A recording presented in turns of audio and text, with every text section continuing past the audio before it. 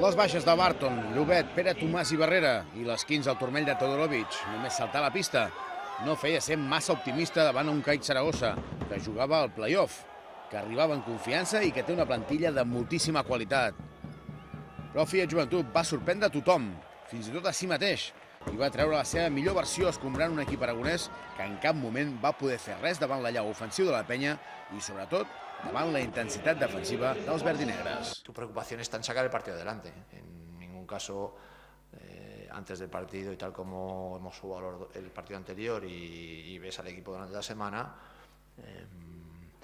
te planteas ganar de 24, ¿no?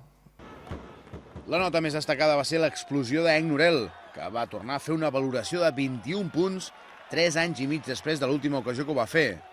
Ell i Latavius Williams van ser imparables i, curiosament, ho van fer contra un dels millors jocs interiors de tota la Lliga ACB.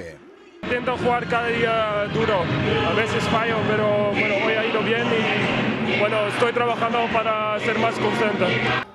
La victòria de la penya, però, deixa encara molt lluny el play-off, que continua sent utòpic, tot i ser matemàticament possible.